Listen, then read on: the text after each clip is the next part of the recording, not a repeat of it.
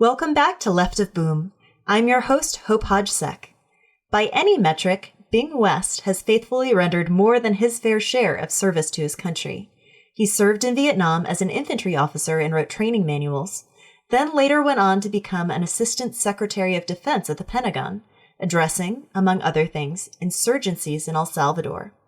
His son Owen followed in his footsteps, becoming a Marine officer and then a Pentagon official overseeing special operations. But after formally ending his public service, Bing West decided he had more to offer. He committed to bearing witness to the nation's conflicts, traveling to Iraq and Afghanistan for lengthy embeds with U.S. troops. He told their stories in places like Fallujah and Helmand Province, in gritty and candid nonfiction books, capturing service and heroism and the triumphs and shortfalls of military leadership in the war zone. Now he's followed those works with a new novel, The Last Platoon. It follows a Marine Corps platoon deployed to the most violent province of Afghanistan as it battles internal conflicts while fighting an untiring enemy on its own terrain. I'm eager to learn more about how this book came to be and how its insights relate to where we find ourselves right now as a nation in transition. Bing West, welcome to Left of Boom. Thank you. You have one of the most interesting careers of any figure I've followed in the military community. So you saw combat in Vietnam as a Marine, you were a Rand Corporation analyst, and then a Pentagon official, and then you started writing these incredible books about combat. When you were a grunt officer in Vietnam, did you ever think you'd be going on patrols with Marines 40 plus years later? Well, I think the commandant says he doesn't let you off active duty until you're 100, but no, I didn't. I had no idea that I would end up doing this. No. But I was writing then. I wrote in Vietnam. I wrote, my first book was called Small Unit Action Vietnam, where the commandant and General Wald, who was in charge of our forces in Vietnam, sent me as a captain to different battlefields to report from the battlefields as a training manual for the other lieutenants coming over so they'd have an idea what the combat was like. So my first start in writing was with the Marine Corps, writing about combat. Most writers do not have that kind of start in their craft. So how did you develop that skill when you're in these battlefields? That presents a lot of challenge to writing thoughtfully and developing the skills and the techniques that it takes to be a good communicator. I think the secret to being a good writer is to have an iron ass. That is, yeah, no matter what you do, it's like a long distance runner. You have to do it every day. And as you know from your own writing, you're trying for a certain amount of output on a blank piece of paper, day after day after day. No matter what you feel emotionally, you just have to do it. And at the same time, you have to read. And gradually you learn your craft. And there have been many stories about it, but there's no shortcut. You just have to put the hours of grinding in. And then you look at those sentences the next day and say, oh my gosh, they're terrible. I have to start all over again. There's no substitute just for willing to do the hard work. There's no easy cut to becoming a writer. So what were you reading all the way back then? I was always for the real classics. I genuinely believe that F. Scott Fitzgerald, with The Great Gatsby, wrote the classic novel for the 20th century, and now we're in the 21st, but it's still every single sentence was crafted. And Hemingway was the same way. He was very careful with his craft. And I very much envy today Cormac McCarthy and the splendor with which he can describe a scene. But you have to be, I think, almost omnivorous in your writing. Well, it's like anything you do in life. There's a variation, so you don't want to get stuck just in one pattern. And I'd say I read a book about every 2 days. I go through one new book about every 2 days. Oh my goodness. Well, but you know how it is, because you can, after a while, a writer can tell you the style of the other writer. Just like an architect can take one look at a building and tell you who probably the architect was because of a certain style. And the same thing is true with writers. After a while, you can see how they how they juxtapose their words. And you can either decide that intuitively you begin to copy some and reject others until you have your own true style. Who are your favorite authors right now who are writing specifically about the military?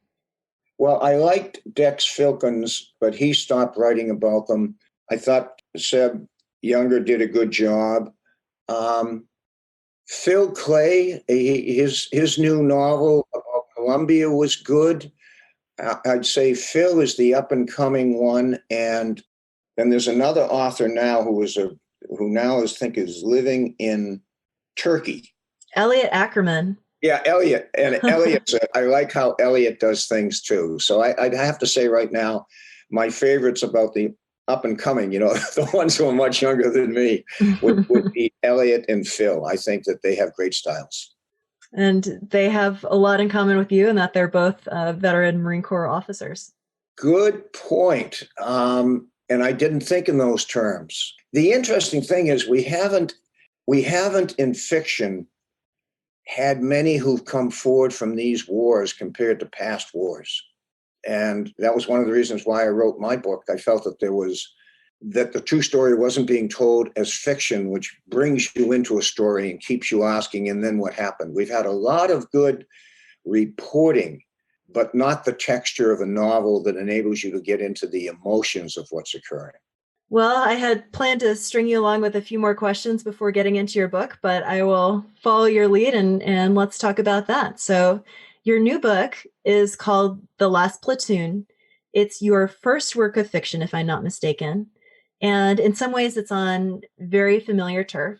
You're writing about a salty Marine Corps captain who's deploying to Afghanistan for sort of a short rotation in the latest evolution of a seemingly endless war. How did this project and this idea come about? For the last 20 years, I've been on the battlefields in Iraq and Afghanistan. And I like the generals. I get along very well with many of the generals. They're a little bit younger than I am, but we're able to communicate. But gradually, there was this great frustration growing in me that no one was really telling ground truth about the war, especially in Afghanistan. And I'd have these conversations with the generals, and I'd say, what are we doing? And they would say, well, we'll get there, Bing, we'll get there. And I kept thinking, no, we won't. The only way you're going to get there in Afghanistan to the mission end that you're talking about with nation building is the way we did in South Korea, which took 70 years. And you had all these tribes that were hurtling headlong into the 9th century. And we send over our 19 and 20 and 24-year-olds who don't speak Dari, and they're supposed to somehow help nation build. And so I thought in the end, I'm just going to have to sit down and try to tell a story based on every true character of what happens when you're on the ground and you are given a mission in a small area that is infested with Taliban and drug dealers, and then connect that to the president and the secretary of defense and the chairman of the Joint Chiefs and what they're seeing.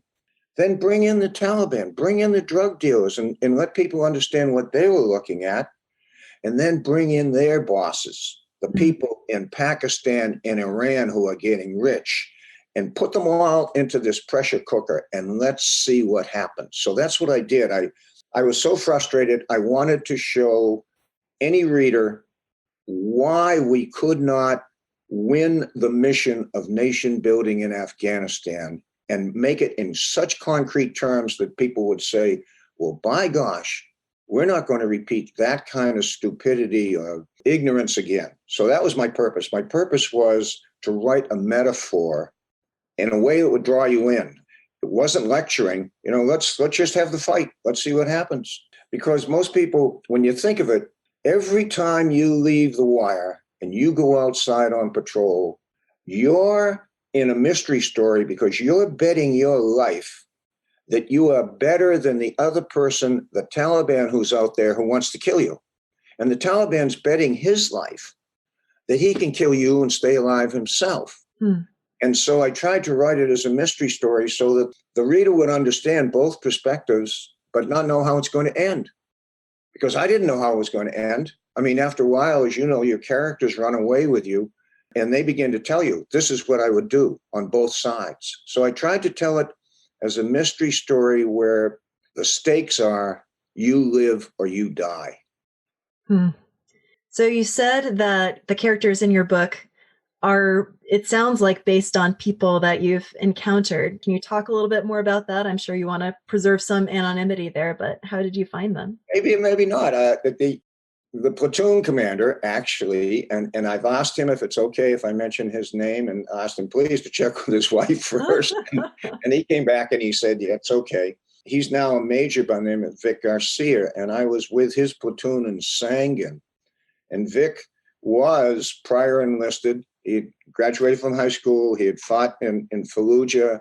He decided he wanted to stay in. He gradually worked his way up to being a gunny sergeant, and then he went to college, and then he became a lieutenant. So everything about Captain Cruz in the novel is based basically on Vic. Then, of course, Cruz becomes his own man. That happens with any character. And then we all know who the president is. I think when you read it, you can immediately understand that I was referring to a certain president who's just left office. And then the Secretary of Defense, I made him a composite because I served as Assistant Secretary of Defense for International Security. 5 or 6 Secretaries of Defense are dear friends of mine. So I made him a composite of a Secretary of Defense. And on the enemy side, I knew some Taliban, just like Czar, who's the chief Taliban. And then the Pakistanis, they're Pakistani officers that I knew. And so in every case, and then the colonel, the Marine colonel, I've had a couple of very senior Marines say, well, you know, Bing, some of us aren't really like that. Oh, yes, you are. I had one general, he said, you're not really showing us in the greatest light. And I said, well, General, Admiral King, after World War II, he was the chief of naval operations. He was asked what he thought about Herman Welk's book, The Caine Mutiny, which is a great, great read. And King thought for a minute and he said, well, at one time or another in my 40 years in the Navy, I've met every one of those sons of bitches, but not all of them on the same ship at the same time. So what I was doing in the Last Platoon was bringing in very strong characters with great defects and great strengths and putting them all together in a mix. And it's reasonable for some people to say, well, they're not all like that. No, they're not, but there are enough so that you get an idea. This is real life. This is what really happens. Well, it really drives it home, talking about that colonel in particular and the way that you sort of highlight the chain of command and how things come down. First of all, how officers' career progressions influence the decisions they make and the risks they take in war, but also the human life cost of every single decision that's made at the Secretary of Defense 4-star level and how it's received on the ground and how things go from there. I found that actually the most interesting thing about the book. How, I guess, have you observed this dynamic throughout your career? You talked a little bit about that, but also, do you have thoughts about how to counteract the negative externalities of that and kind of keep at the forefront the human life cost of the decisions that are being made? My belief is that in these wars, when you look back and you ask what happened, I believe what happened was at the top, a combination of arrogance, kind-heartedness, and too much wealth as a nation. Now, what do I mean by that? We were hit on 9/11 and 3,000 innocent people were killed. Therefore, we had every right and duty to go after Al-Qaeda who had done it and destroy them. Once we started on that mission, things began to go awry. But what really went awry was that President Bush, whom I admired, I knew his father in office. I didn't know George H.W. Bush, but he seems like a very good man. But he, at a certain point very early on in 2001, in about November or December, he said, we owe the Afghans freedom, and we have an obligation to build a nation. No, we don't. No, we don't. Not in my judgment. And I started right then saying to people, no, you're going down the wrong track. But, who was I to be saying things? But what happened, and I think the reason we did that is we had so much money. President Bush and everyone around him felt they were so powerful. It looked so easy to get rid of al-Qaeda that we could do more. And I think he did it out of a kind heart, but he went too far. And what really irritated me then about the generals and about the director of CIA is that none of them, to the best of my knowledge, went to him and said, Mr. President, you are undertaking a 70-year obligation. And do you think the next 10 presidents are going to follow through with this? To the best of my knowledge, nobody just said, if you're going to build a nation, you have to think in terms of decades. And those people, they're not even literate. What are you going to do with them? And so we went off the track, I think, very early on. And that's why I try to show in the novel the perspective when you're in Washington about the infighting and you're in basket and all the different things going on. And Afghanistan is just one tiny little piece of what a Secretary of Defense is doing. But if you're on the ground, it's your life. And so there was, in my judgment, a huge disconnect. And I think it's because we thought it would be too easy and we were so wealthy and powerful, we could do it easily. And I think we forgot, if you go into a war, you go in full steam and you have a mission that can be accomplished. Everyone understands that mission and get that mission done. Instead, we dithered from one president to another, one Secretary of Defense to another, one chairman of the Joint Chiefs to another. Therefore, I tried to show in the novel the consequence of when you do business that way. It's interesting to read this novel now, with the Trump administration having just completed a hasty, albeit incomplete, drawdown from Afghanistan and Iraq, for that matter. My question to you is, first of all, what do you think of that action? And second, in light of everything you've said, everything you've seen, where do we go from here? Well, first, the novel is set today. Actually, it's set in 2021 because that's exactly what that platoon is doing, just defending a few artillery tubes while the artillery tubes kill some Taliban is precisely what we're doing with very few people. And we're very good at it. We're doing that too in Syria. But sometimes something can go wrong. We are down to a level where I think it's proper to be down to. When you consider it now, we have so many spies in Afghanistan that there's nothing that al-Qaeda or the Taliban can do that we don't gradually get somebody betraying them and saying blah, blah, blah. And so we do have targets.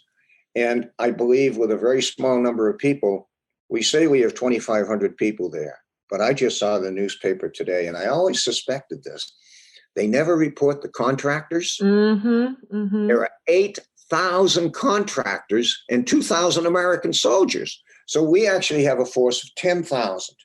And then there's another 2,000 NATO other allies there, but they have another 8,000 contractors. So we actually have 20,000 roughly people involved in going after the Taliban and ISIS today in Afghanistan. And I think that's about the proper level. And we don't see much in the newspaper about them. But make no mistake, as I indicate in this book, with what happens, anytime you're out there, there's no such thing as a one-way war.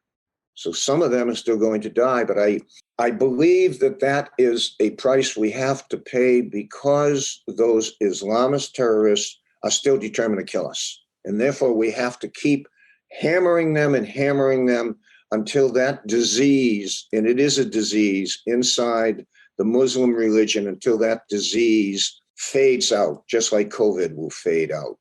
Well, I want to stay on the topic of asking your advice, since there's a whole new guard about to descend on the Pentagon, which finds itself in dire need of stability, caught between wars it's fighting in the Middle East and future fights it wants to posture itself for in regions like the Pacific. So we've got an incoming presumptive defense secretary, Lloyd Austin, former four-star general, and a slew of other new officials, some of whom have been in the building before. What advice would you offer? And what would you recommend this new Pentagon prioritizes? Well, from the bleachers, I am a confirmed Republican. I would say first, it is a solid team that's coming in. But there are two things. And the first is that because the budget of the Defense Department is being so much spent on manpower, there isn't really enough for the equipment and the capital investment. Wow, some huge decisions are going to have to be made to anticipate what the next war looks like. That's going to be really tough to do. And that's where I think most of the effort should go. In terms of things like Afghanistan, leave it up to our special forces. And I think they will. They know what they're doing. The other thing that is inevitable is that crises and losses are as predictable as hurricanes. That is, you know they're going to happen, you just don't know when. And so there will be crises for this new group. And when the crisis strikes, then we will see the mettle of these new officials, but we won't know ahead of time. You can't predict a crisis and how you're going to react to it as an entire administration. Actually, President Trump did not have a real challenge in his 4 years when you look back on it. That means the odds of a serious crisis actually are increasing over the next 4 years, not decreasing. But in the meantime, the real issue that they're really going to have to grapple with is you don't have enough money in the Defense Department to do everything. How are you going to prepare for the long-term challenge that comes out of China? To touch on a few other elements of your long and distinguished career, for anyone who doesn't know, you were a co-author on Jim Mattis's memoir, Call Sign Chaos. Long before he became Defense Secretary, he enjoyed sort of a godlike status within the Marine Corps, where he served as a general. And he somewhat controversially insisted on not saying too much of significance on his tenure as SecDef and his views on the president, Donald Trump, in his memoir, although he's since broken his silence. I'm curious what it was like being a collaborator with him on that project. Well, the reason I laugh is because Jim Mattis and I are dear friends. We've known each other for 20 or 30 years on the battlefields. That's why I co-wrote it with him. I have been on those battlefields with him for so often that we understood each other quite well. And we're two Marines, and we spent 3 to 4 hours a day for 2 years on the phone with each other, with our delightful editor, Will Murphy, and the three of us. And Murphy didn't serve, but Murphy is one of those Irishmen with an attitude that he thinks he, as an editor, he knows what's going on, and he does. So between Jim and me and Murphy, every single sentence down to the period was hammered out over time. And there are several things about General Jim Mattis, but among other things is he takes care of every single detail. He only sleeps about 4 or 5 hours a night. He's not married. He devotes his life to the Marine Corps, and he leaves no stone unturned in preparing. But then when he goes on a battlefield, the reason the troops loved him, he grows fangs.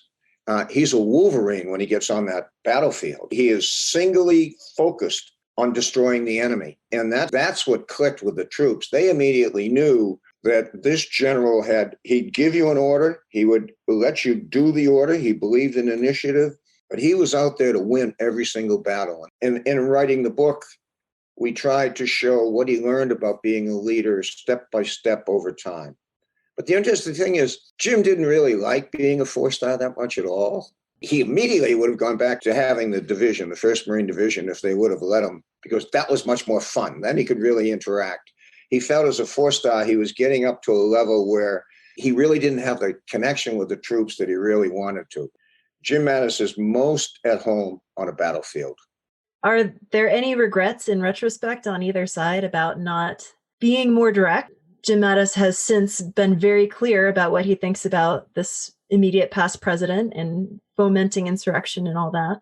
Not putting any of that in the book.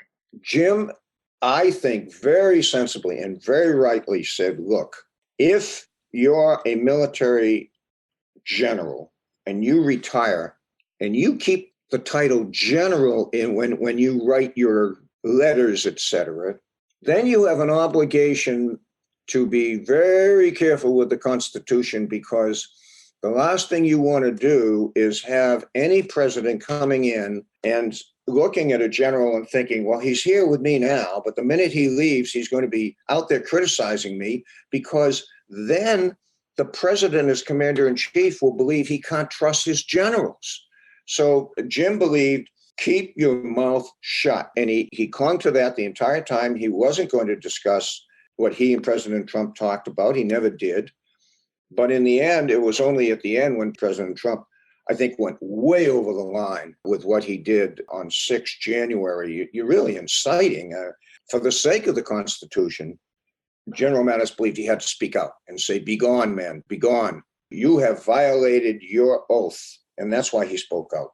But the idea when he was writing the book that he was going to get into stuff with a president, a sitting president, he's very, very careful. He doesn't believe that generals, once they've retired, should be actively politically pushing for one cause or one politician or another. He doesn't like that at all. And neither does General Joe Dunford, who retired as chairman of the Joint Chiefs. I think that that's a very sound position. You've written and co-written 11 nonfiction books by my count, and I may be missing one or two, many of them in connection with embeds in Iraq and Afghanistan. Which of those, if you had to choose one, was most memorable and special for you? Well, this sounds, in the end, it was spending the last 3 years writing The Last Platoon because I was trying to summarize everything I had learned over 20 years. And that was the hardest, but I think the most satisfying. I notice a few of the reviews now are saying, finally, somebody has put this together so that you can understand as the story is developing how frustrating it was on the ground and how disconnected Washington was. So I'd have to say, overall, that took the most time, writing the novel and trying to get it right. But I hope in the end I was able to show the difference between what they were thinking in Washington and what was actually happening in the field. As we've said, you've had this amazing and very varied career. Is there anything left on your bucket list? Anything you haven't done that you'd like to do? Well, the commandant says I can stay in this status until I'm 95. So, if there's another war somewhere where I could really get out there, I'd be kind of tempted to do it. So I try to stay in awfully good shape. But I'm moving on now. Probably my next effort is there's a fellow in the CIA who is in charge of their special operations group, special activities group. And he and I are kind of talking with the agency about whether we could do a book to explain what the CIA actually did in what they call covert activities, because that's another area. The CIA is out there on the ground with us. That's why I have them in the novel. They're out there. So I'm kind of tempted to go the CIA route and put something together along those lines, and maybe take Captain Cruz from this novel and maybe put him into another one, depending on what I can work out with the CIA about what can and cannot be said. Well, I will certainly read it. When you write it, I will read it. Oh, thank you. Thank you so much for taking the time to be on the show. I've really enjoyed this conversation and really appreciate your insights on all these different topics. Well, I'm very gratified that you took the time with me. Thank you. And God bless.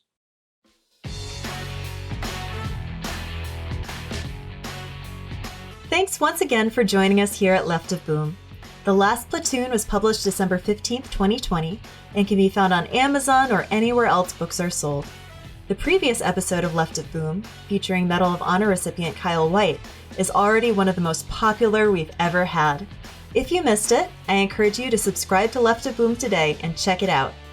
Coming up, we've got some fantastic guests and topics, including the legendary Dale Dye and the expert designers who create military uniforms. You will not want to miss them. And as you're waiting for those episodes to drop, remember that you can find all the news and information you need about your military community every day at Military.com.